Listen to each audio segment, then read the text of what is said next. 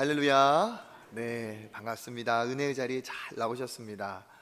이번 주에는 우리 광고로 말씀드린 것처럼 또 우리 원로 목사님들, 은퇴하신 우리 목사님, 사모님, 우리가 여기 이곳에서 정기 모임을 갖고 또 교회 식당에서 맛있는 삼계탕을 대접했습니다. 뭐 건강이 아직 뭐 좋으신 분들도 많이 계시지만 조금 이렇게 기력이 쇠하신 분들도 부부간에 이렇게 의지해서 와서 맛있게 드시고 가시는데 너무 기쁘고 섬길 수 있는 또 교회, 우리 초청교회가 참 자랑스러웠습니다. 그리고 한 주간에는 특별 새벽기도 하나님께서 큰 은혜를 주셨죠. 그래서 그 내용 우리 사진 몇 장 같이 보고 말씀 전하도록 하겠습니다.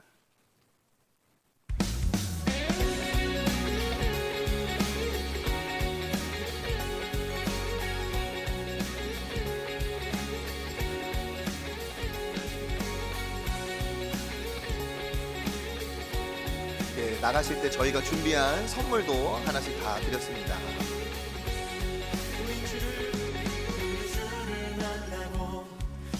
우리 섬겨주신 우리 주방의 식사 봉사 권사님들 참 애쓰셨고, 우리 장로님들도 시간 되시는 분 많이 나오셔서 잘 도와주셨습니다. 설레는 마음만으로 넘어지고 일어나기도 해.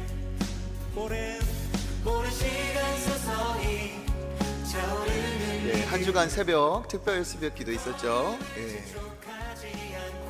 찬양팀 정말 아침에 너무 은혜가 되었습니다. 한마디를 주며 걸어가게 하는 신비가 있네.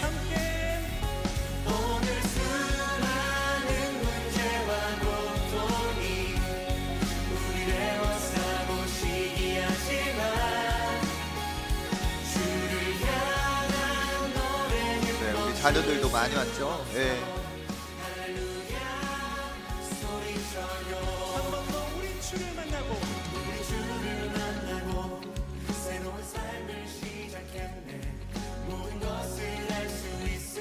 우리 하나님께 감사의 박수 올려드리겠습니다. 특세를 기념해서 우리 주제가 거룩, 다르고 특별하게 이렇게 되어 있었는데, 주제를 새긴 컵을 400개를 주문했는데 어제 오신 분들 거의 다 소진이 됐어요. 그래서 참 많이 오셨고, 자녀들과 함께 오셔서 또 자녀를 위해, 가정을 위해 기도 함께 하고 참 너무 은혜가 되었습니다. 함께 참여하신 분들 많이 은혜 받으셨고, 또 영상으로 온라인으로 참여하신 분들도 많이 계셨습니다. 어떤 분들은 또 아침에 새벽에 참여하고 또 낮 시간에 영상으로 보고 하면서 진짜 은혜를 사모하며 한 말씀도 놓치지 않으려고 애쓰시는 분들이 계셔서 참 은혜가 되었습니다. 한 주간의 말씀을 이렇게 나누면서 모든 분들이 다 참여하기 사실상 어려운 상황이기 때문에, 그래도 제 마음은 전한 말씀을 우리 성도님들이 꼭 기억했으면 좋겠다 하는 생각과, 그리고 또 참여하지 못한 여러 가지 상황에 있는 분들도 같은 말씀의 은혜를 받고 한 방향으로 나아갔으면 참 좋겠다라는 생각에서 오늘 6번의 특세의 말씀을 엑기스, 핵심 아주 잘 간추려 가지고 다시 한번 강조를 하고 이렇게 새기는 시간을 가지려고 해요. 구슬이 서말이어도 그렇죠, 깨어야 보배죠. 그래서 말씀의 보화를 하루하루 주셨던 그런 말씀의 은혜를 또 잘 깨어가고, 이 방향으로 우리가 또 개인적으로 우리 교회가 또 함께 한 마음으로 나아갔으면 좋겠습니다. 말씀드린 것처럼 거룩이라는 그 말을 다르고 특별하다라는 뜻으로 이렇게 말씀을 드렸어요. 왜냐하면 그 거룩이라는 단어는 뜻이 구별되다, 다르다, 그런 의미가 있죠. 그런데 하나님이 거룩하시다라는 뜻은 그냥 하나님이 어떤 종교적인, 우리가 생각하는 딱 외형적으로 어떤 종교적인 색채를 풍기는 그런 유의 거룩하심이 아닙니다. 이 거룩이라는 뜻은 말씀드린 것처럼 구별되다, 다르다라는 뜻인데, 그냥 구별된 게 아니라 영원하신 하나님이시기 때문에 유한한 것들과 구별이 되시고, 창조주이시기 때문에 피조물과 구별이 되시고, 그분만이 완전한 의로우심이기 때문에 모든 더러운 죄악의 부정한 것들과 구별이 되시는 분이죠. 그렇기 때문에 그 거룩은 다르면서도 특별한 것입니다. 그런데 하나님은 오늘 우리가 읽은 말씀에서처럼 내가 거룩하니 너희도 거룩하라 하나님이세요. 그래서 이 거룩의 의미를 알고 우리도 그 거룩한 삶을 사는 것이 우리의 삶의 바람직한 모습이고 하나님이 기뻐하시는 신앙인의 아름다운 모습인 줄 믿습니다. 그래서 이 거룩에 대해서 이렇게 매일 말씀을 전했어요. 첫 번째, 우리 1번 같이 한번 읽어보겠습니다. 시작. 구별됨이 축복입니다. 월요일에 제가 그 말씀을 전했어요. 구별된 것이 축복입니다. 왜 그러냐면 출애굽기에 보면 이제 구별하시는 하나님의 이야기가 나오거든요. 출애굽기 11장 7절 같이 한번 읽어보겠습니다. 그러나 이스라엘 자손에게는 사람에게나 짐승에게나 개 한 마리도 그 혀를 움직이지 아니하리니 여호와께서 애굽 사람과 이스라엘 사이를 구별하는 줄을 너희가 알리라 하셨나니 아멘. 그 완악한 바로의 마음을 돌이키고 회개하게 하려고 하나님께서 모세를 통해 이스라엘 백성을 구하실 때 10가지 재앙을 보내셨습니다. 그런데 이 재앙을 보내실 때 하나님이 오늘 말씀에서처럼 어떻게 하셨느냐, 이스라엘과 애굽 사람의 그 사이를 구별을 하셨어요. 그래서 하나님이 예를 들어서 파리가 엄청나게 와서 사람을 물고 힘들게 할 때 하나님께서 그 파리 한 마리도 이스라엘 백성이 머무는 고센 땅에는 침범하지 못하도록 구별을 해주셨습니다. 그러니까 하나님은 이 재앙을 내려서 이 하나님의 백성을 붙들고 있는 악한 바로를 처단하실 때 구별을 하셨다는 거예요. 이 구별하셨다는 것은 그들의 백성을 선택하셨다는 뜻이고, 이 구별하신 하나님의 백성을 하나님이 어떻게 하셨다는 거예요? 보호하셨다는 거죠. 그러니까 하나님은 어떤 하나님이시냐, 자기의 백성을 택하시는 분이고, 택한 자기의 백성을 어떻게 하시는 분? 구별하시는 분이라는 거죠. 특별히 우리가 기억할 마지막 하나님의 그 재앙이 바로 장자의 죽음이었는데, 그때 그들이 어떻게 생명을 건졌습니까? 어린 양의 피를 받아서 자기 문 좌우 임방 문설주에 이렇게 칠했죠. 그것을 보고 하나님이 그 구별된 표를 보시고 하나님이 그 가정을 하나님의 백성이라 인정하고 용서해 주시고 넘어가셨어요. 그와 같이 그 당시에는 어린 양의 피가 그들에게 구원의 표시가 되었다면, 오늘 우리에게는 완전하신 세상의 죄를 짊어지고 우리를 위해 모든 죄를 해결하신 또 다른 피가 있습니다. 누구의 피죠? 예수 그리스도의 보혈의 피죠. 예수 그리스도의 보혈이 우리 마음에, 즉 예수 그리스도께서 나를 위해 십자가에서 모든 죄를 다 사하시고 피 흘려 죽으신 것을 믿는 사람에게는 마치 그날의 구별의 표가 있어서 그 모든 사망에서 해방되었던 것처럼, 우리에게 예수 그리스도의 보혈이 생명이 되어서 이것이 구별이 되고 보호하심의 표가 돼서 우리에게 구원이 임하였습니다.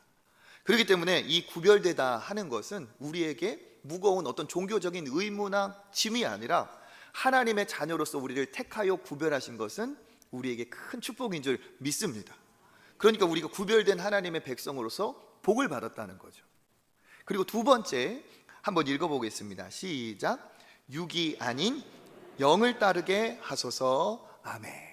우리가 이렇게 하나님 앞에 구별된 사람이라면 과거에 육신을 따르던 삶을 다 어떻게 하고 정리하고 청산하고 영을 따르는, 즉 성령을 따르는 사람이 되어야 되겠죠. 원래 우리는 죄와 사망의 법의 지배를 받는 멸망할 사람들이었습니다. 그런데 누구의 공로로? 예수 그리스도의 공로로. 그가 아담이 범죄하여서 하나님 앞에 그 깨어진 약속을 다시 이루기 위해 예수께서 이 땅에 사시는 동안 모든 우리가 해결하지 못한, 지키지 못한 율법을 우리를 다 대신해서 지키셨어요. 하나님 앞에 그 모든 율법의 조건을 예수께서 만족시키셨어요. 그리고 또 한 가지, 우리가 하나님 앞에 죄인이기 때문에 다 멸망받아야 되는데 의로우신 그분께서 사람의 몸으로 오셔서 누구의 죄를? 저와 여러분의, 우리의 모든 죄를 다 십자가에 짊어지시고 예수께서 우리 대신 죽으셨습니다. 그렇기 때문에 우리가 이렇게 거듭난 하나님의 백성이라 한다면 이제는 육을 따라, 다시 말하면 내 본능, 쾌락, 내 탐심, 내 이기적인 자아, 나 중심성, 이런 것을 따라갈 것이 아니라 우리 안에 계신 나와 함께 하시는 성령을 따라가야 되겠죠. 그래서 우리는 어떤 사람이 되어야 됩니까? 우리는 육이 아닌 영을 따르는 사람이 되어야 됩니다. 그래서 육신을 따르는 자와 영을 따르는 자에게 완전히 판이하게 달라진다는 것이 로마서 8장 5절과 6절이죠. 같이 한번 읽어보겠습니다.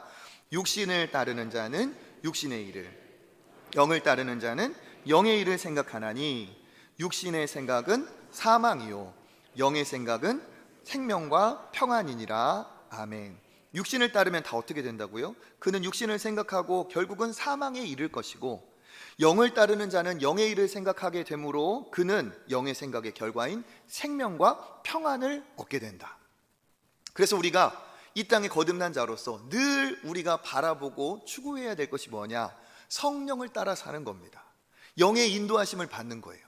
내 자아, 내 이 육신, 내 탐심, 내 본능, 내 정욕, 이런 내 교만함이 따라가는 그 인생은 반드시 하나님 앞에 책망받을 거예요. 우리가 거듭났다면 우리는 하나님의 뜻, 성령을 따라 행해야 될 줄 믿습니다. 특별히 우리가 신앙생활을 하는 것도 진짜 주의를 해야 됩니다. 우리가 거듭난 하나님의 사람이라고 하지만 우리가 순간순간 내 안에 예수 그리스도를 의지하고 성령으로 따라가지 않으면 자칫 우리의 신앙도 변질될 수 있기 때문에 그렇습니다. 교회를 다니고 똑같이 외형적으로 헌금하고 봉사하고 예배를 드려도 어떤 이들은 또 어느 때는 하나님이 주인이 아니라 내가 주인이 될 수도 있습니다. 내가 주인이 돼서 나를 드러내기 위한 봉사를 하고 나를 드러내기 위한 헌신을 하고 헌금을 하고 그러면서 사람들이 알아주기를 바라고 내가 받은 직분이 어떤 계급처럼 굴림의 수단이 되고 내가 주인 노릇을 하고 새로운 사람, 연약한 사람들에게 관심이 없고 내가 봉사를 한다고 하지만 내가 섬긴다고 하지만 그것이 일종의 무기가 돼서 그렇게 하지 않는 사람을 정죄하고 판단하고 그렇다면 이것은 육에 속한 종교 생활일 뿐입니다. 우리는 신앙생활 역시도 누구에 따라야 돼요? 성령, 영을 따라야 돼요. 아무리 우리 안에 성령을 모셨다고 할지라도 우리가 만약 예를 들어 호롱불, 우리의 그 안에 불씨가 있어도 우리의 영혼이 그렇게 때에 타서 나중심으로 그 흐름에 꽉 차 있다면 절대로 우리를 통해 예수 그리스도의 빛이 발산되지 않겠죠. 어떻게 될 때? 깨끗하게 그 흐름이 닦여 있을 때 우리 안에 성령의 역사가 밖으로 펼쳐지는 겁니다. 즉 영의 사람은 어떤 존재이냐? 깨끗하게 닦여진 그 유리관처럼 내 자신이 십자가에 못 박히고 나로 인해 예수가 드러나는 삶입니다. 나를 드러내는 신앙생활이 아니라 나를 통해 예수 그리스도가 높아지고 나는 낮아지고 없어지는 것을 추구하는 것이 이게 영에 속한 사람의 아름다운 모습입니다. 그러니까 육에 속한 신앙생활을 하는 사람은 계속 드러나야 되고 자랑해야 되고 못 알아주면 화가 나고 혈기를 내고 하나님의 일을 한다고 하면서도 치고받고 된통 이런 일이 벌어져요. 그런데 진정 영에 따라 믿음의 생활을 하는 사람은 어떻습니까? 나를 감추고 나로 인해 그리스도가 드러나고 신앙생활을 지속하는 이유, 의미가 다르고 그로 인해 하나님의 역사가 드러나죠. 그런데 놀랍게도 그렇게 참 숨기고 그렇게 조용히 하나님의 일을 감당하는 사람도 내가 보니까 때가 되면 하나님께서 막 드러나게 하시고 하나님이 그를 이렇게 칭찬하실 때가 있더라고요. 이게 진짜 하나님이 기뻐하시는 영에 속한 신앙생활을 하는 사람의 모습이죠. 우리는 세상에서 살 때 믿음의 생활을 할 때 이렇게 영에 따르는 신앙을 가질 때 하나님 기뻐하시는 줄 믿습니다. 이게 바로 구별되고 다르고 특별한 거룩한 사람의 믿음의 모습이죠. 그리고 또 한 가지, 우리가 진짜 하나님의 사람이라 한다면 사랑함에 있어서도 구별이 되어야 됩니다. 같이 한번 읽어볼까요? 시작. 참 사랑을 하게 하소서. 아멘. 왜 사랑이 아니고 참 사랑이라고 했냐면 세상의 사랑과 성경 하나님의 사랑이 다르기 때문에 그렇습니다. 세상의 사랑은 사랑이라 하지만 육심적이고 쾌락적이고 자기중심적이고 조건을 따지고 이유를 답니다. 잠깐은 그렇게 사랑하는 것 같지만 영원한 사랑이 없어요. 그러니까 내 자신은 누군가가 나를 아무 조건도 따지지 않고 사랑해 주기를 간절히 바라는데 정작 자기는 그런 사랑을 할 능력도 안 되고 그렇게 나를 사랑해 주는 사람도 세상에는 없습니다. 그런데 하나님은 뭐라고 말씀하시느냐? 사랑의 원형이 바로 하나님이라고 말씀을 하시죠. 우리 요한일서 4장 8절 읽어보겠습니다. 사랑하지 아니하는 자는 하나님의 사랑을 알지 못하나니 이는 하나님은 사랑이심이라. 아멘. 사랑은 곧 하나님이세요. 그래서 하나님을 아는 사람이 진짜 사랑을 아는 사람이고 사랑할 수 있는 사람입니다. 왜 그러냐? 하나님은 사랑하실 때 조건을 그렇죠, 따지지 않아요. 조건이 없는 사랑이에요. 내가 어찌하던 간 상관없이 나를 작정하고 우리에게 사랑을 베풀어 주시는 사랑이죠. 그렇기 때문에 하나님은 우리에게 사랑의 수준도 그런 사랑을 받은 네가 세상에 누구를 만나든지 사랑했으면 좋겠고 사랑의 수준이 남달랐으면 좋겠다. 이게 하나님의 뜻입니다. 그래서 누구를 사랑하기까지, 원수를 사랑하기까지. 우리 누가복음 6장 35절 읽어보겠습니다. 오직 너희는 원수를 사랑하고 선대하며 아무것도 바라지 말고 꾸어주라. 그리하면 너희 상이 클 것이요 또 지극히 높으신 이의 아들이 되리니 그는 은혜를 모르는 자와 악한 자에게도 인자하시니라. 아멘. 우리에게 뭐라고 말씀하십니까? 사랑이 구별됐으면 좋겠다. 너희들은 원수를 사랑하고 선대하는 수준이 되면 내가 칭찬해주고 너희들이 하나님의 자녀라고 사람들도 인정할 거다 얘기를 해주세요. 이 얘기를 들을 때 우리는 좀 부담스럽기도 합니다. 왜냐하면 원수를 사랑하라는 것이 이게 내가 차라리 모르는 사람을 사랑해도 원수는 사랑하기가 너무 어렵거든요. 어떻게 이것을 하나님이 우리에게 명령을 하셨을지 생각을 해보면 하나님이 뭐라고 말씀하셨느냐, 이런 말씀을 하셨어요. 내가 너를 사랑한 것 같이 너희도 서로 사랑하라. 그러면 하나님이 우리를 어떻게 사랑하셨는가? 그렇습니다. 우리는 하나님과 원래 원수였어요. 죄는 하나님과 원수이기 때문에 죄인인 우리는 하나님과 원수였습니다. 하나님이 우리를 사랑하실 때 그냥 조건 따지지 않는 이런 수준이 아니라 원수인 우리를 용서해 주신 것뿐 아니라 사랑하셔서 아들까지, 자녀까지 삼아주셨어요. 그러니까 우리가 하나님이 나를 사랑하셔, 이 말 안에는 그 말이 포함되어 있는 거예요. 하나님은 원수인 나를 사랑하셔. 원수인 나를 용서해 주셨어. 그러니까 예수께서 너희도 원수를 사랑해라 한 건 무엇입니까? 내가 너를 그렇게 사랑했기 때문에, 원수된 네가 용서받고 자녀되고 사랑받았기 때문에 너희도 그런 사랑을 나누기를 원한다는 거죠. 이 사랑을 어떻게 하는 겁니까? 우리의 능력으로서는 할 수가 없어요. 방법은 뭐냐? 하나님의 사랑을 공급받아서 하나님의 사랑 안에서 우리가 그 사랑에 흠뻑 젖었을 때 우리가 그들을 사랑할 수가 있는 거죠. 그러니까 주일학교 선생님들도 아이들 사랑하기가 쉽지가 않아요. 내가 내 자식도 사랑하기가 쉽지 않은데 남의 자식 어떻게 사랑해요? 그러지 않으세요? 그런데 방법이 있습니다. 그 애를 사랑하려고 막 내 안에 사랑을 긁어 모으고 짜낼 필요가 없는 거라는 거예요. 무엇입니까? 하나님께 나아가면 돼요. 그러면 하나님이 또 나에게 말씀해 주십니다. 너는 존귀한 자다. 너는 소중하다. 내가 너를 내 생명처럼 사랑한다. 생명보다 사랑한다.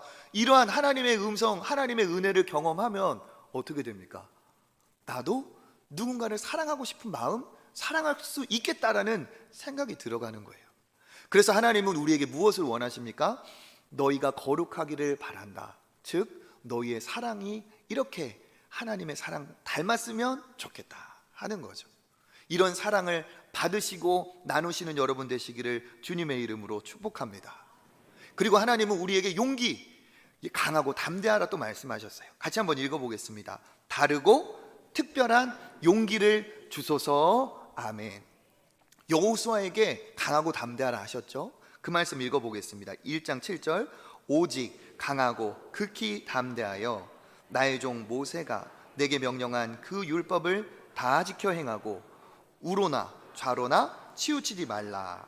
그리하면 어디로 가든지 형통하리니. 아멘. 이 두려움에 있는 모세의 뒤를 이어 지도자가 된 여호수아에게 가면 이제 전쟁이 시작되죠. 이 여호수아에게 하나님이 주신 명령이자 약속이에요. 강하고 담대하라. 내가 너와 함께 하겠다.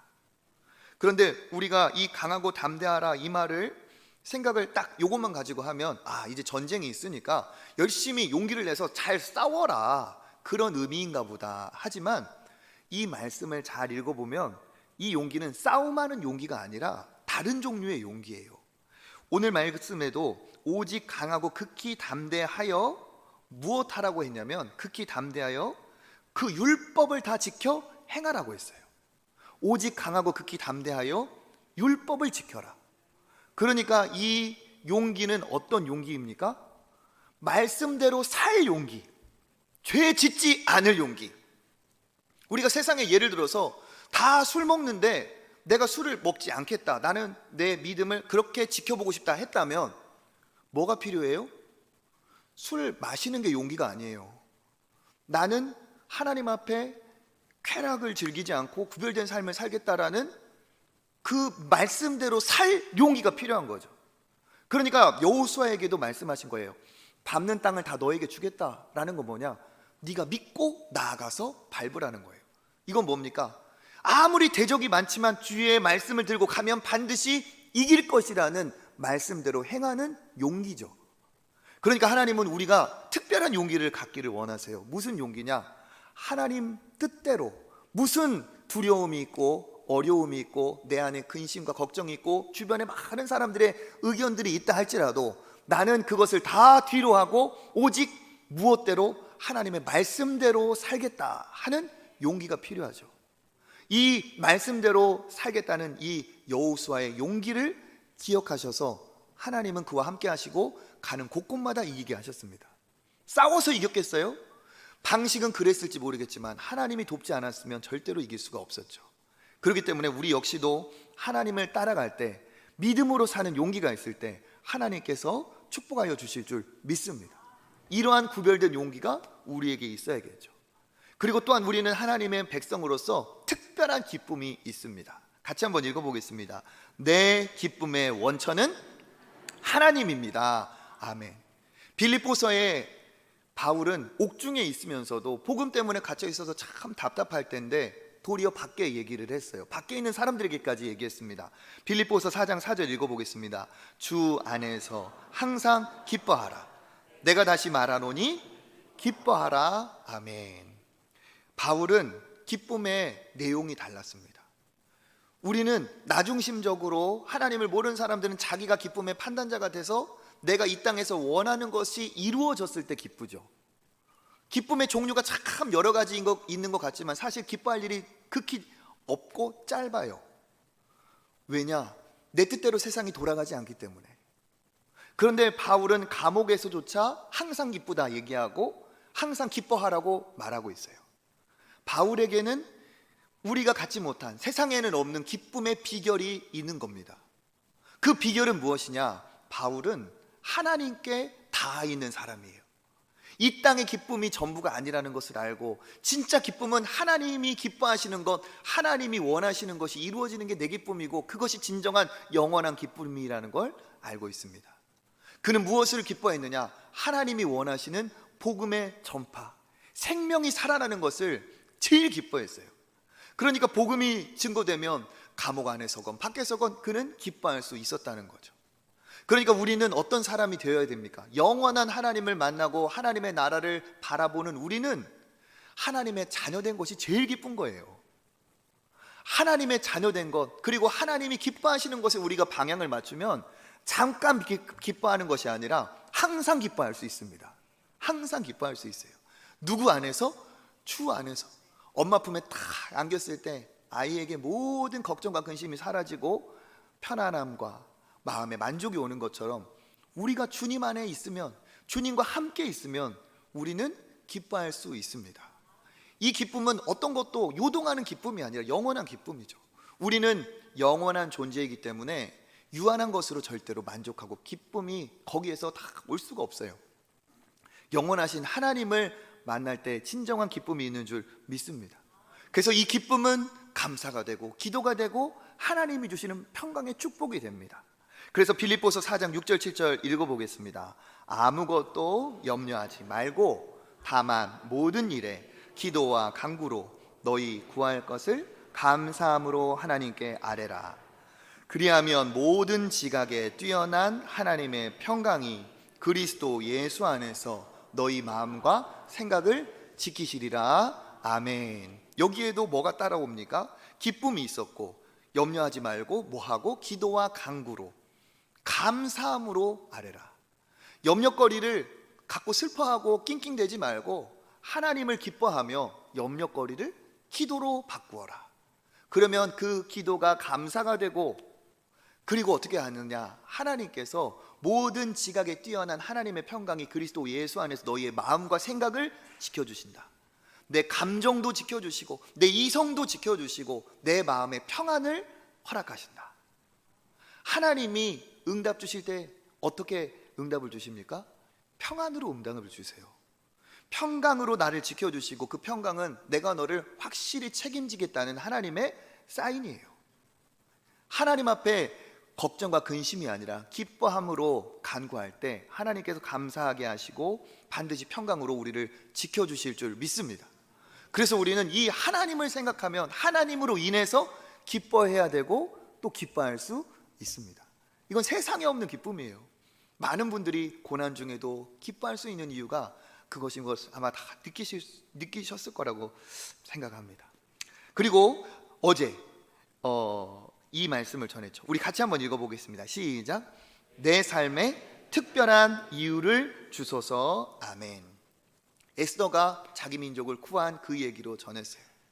그때 에스더에게 모르드게, 그의 아버지나 다름없는 모르드게가 이렇게 충고를 했죠. 에스더 4장 14절 읽어보겠습니다. 이때 내가 만일 잠잠하여 말이 없으면 유다인은 다른 데로 말미암아 노임과 구원을 얻으려니와 너와 내 아버지 집은 멸망하리라. 내가 왕후의 자리를 얻은 것이 이때를 위함이 아닌지 누가 알겠느냐 하니. 아멘. 네가 왕궁에 혼자 왕후가 돼서 너 혼자 살 거라고 생각하지 말아라. 네가 만일 너 혼자 생명을 위해서 아무 말도 않고 동족인 이스라엘 유대인들의 그 죽음의 상황에 외면을 한다면 하나님은 너 아니어도 우리 구원하실 수 있다. 하나님은 전능하신 하나님이다. 네가 잠잠하면 하나님이 일 못하시는 거 아니다. 하나님은 사람을 통해 일하시지만 사람 때문에 일 못하시는 분은 아니다. 그러면서 뭐라고 말합니까? 네가 만약에 네 생명을 위한다면 너는 오히려 멸망되고 우리가 구원받을 것이다. 그러니까 역으로 말하면 뭡니까? 네가 하나님의 일을 할 수 있는 그 자리에 있을 때 그것이 축복이다. 하나님 앞에 쓰임받을 수 있을 때 쓰임받는 것이 복이다. 하나님이 왜 너를 그 축복을 주셨는지, 너는 포로 중에서도 고아가 아니었냐. 그랬던 너가 이렇게 장성해서 왕비가 된 게 하나님의 축복이지 네 노력이냐? 아니라는 거예요. 하나님이 너를 준비시키신 거고 그때 하나님이 너를 쓰기를 원할 거다. 그러면서 그 다음에 뭐라고 말합니까? 이때를 위함이 아닌지 누가 알겠느냐. 이건 우리에게도 마찬가지라는 거죠.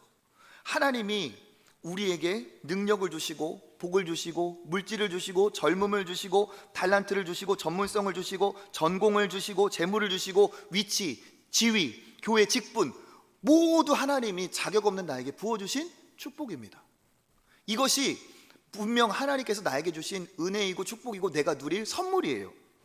그렇지만 우리가 잊어버리면 안 되는 게 무엇이냐? 이것은 나만을 위한 복이 절대로 아니라는 사실입니다.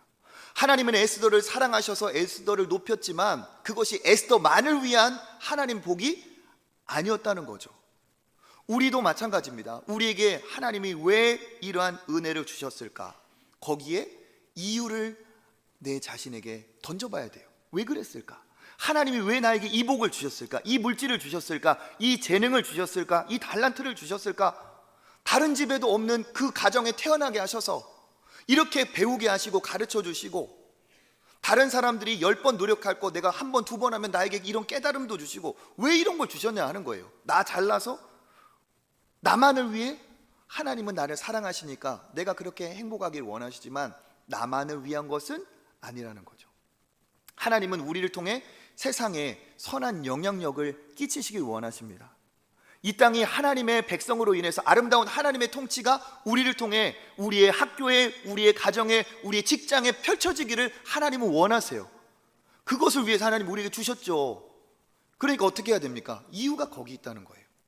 그러니까 에스더와 같이 이 에스더에게서 우리가 배워야 될 것이 있습니다. 세상은 어떻게 변화시키는가? 첫 번째, 에스더의 그 위치, 탁월함이 있었죠. 세상은 능력이 있어야 변화시킬 수 있어요.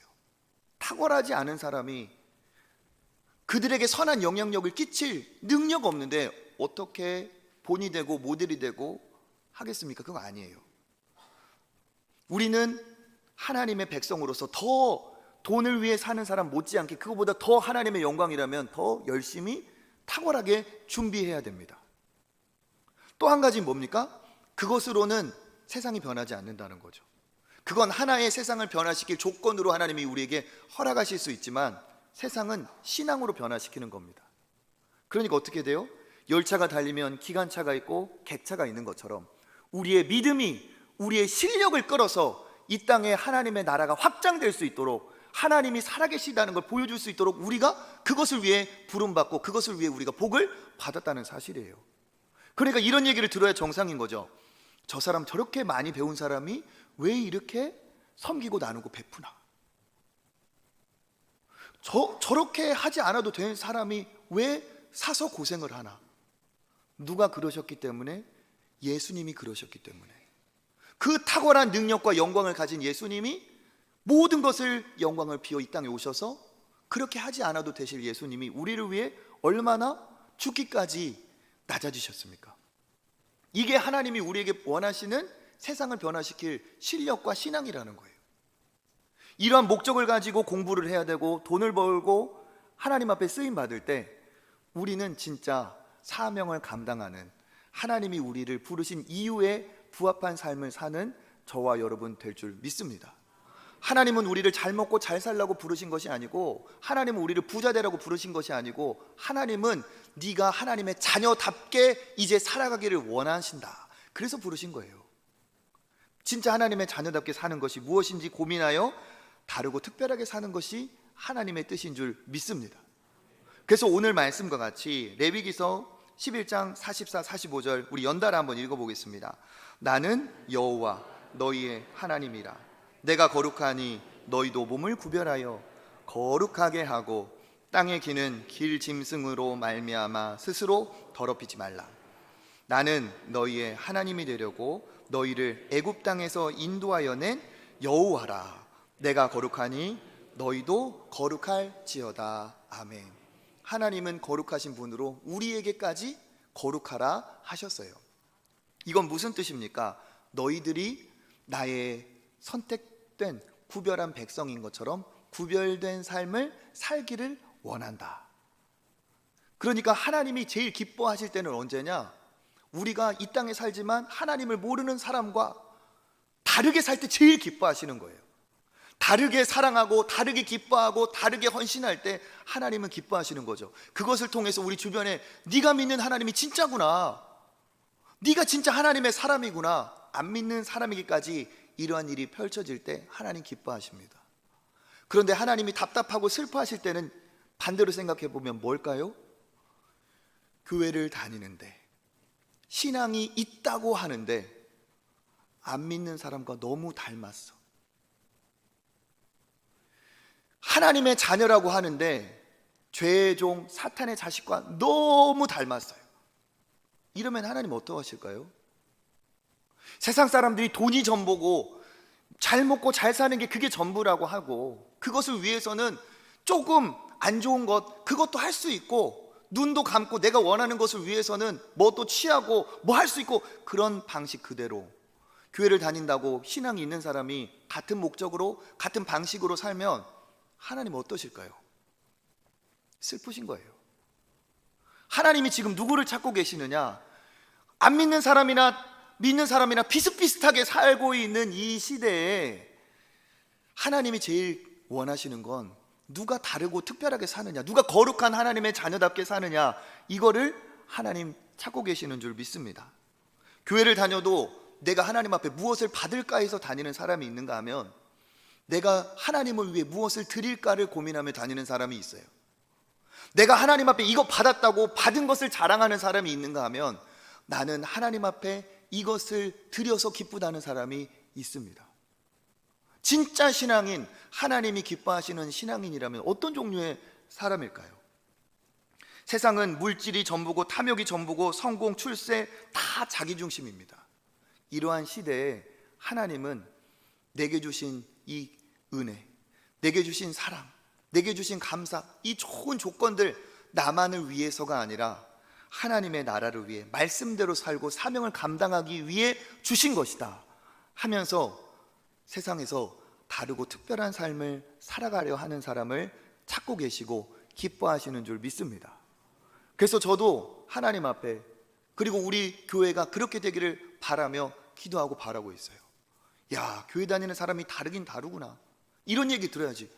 너 안 다니는 사람이 다니는 사람이 똑같으면서 뭐 더 얌체짓 하려고 하네, 이런 얘기 아니라는 거예요.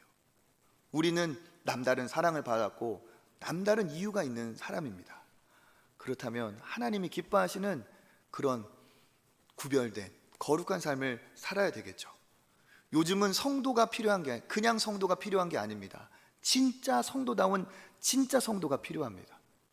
예수님이 떡을 나눌 때 우헌히 모여들었던, 떡을 받기 위해 모여들었던 5천 명 같은 그런 믿음의 사람이 아니라, 그런 종류의 종교인이 아니라, 자기 이익을 따라 모인 사람이 아니라, 어떠한 상황이라 할지라도 예수님을 떠나지 않을 참다운 제자가 필요한 시대입니다.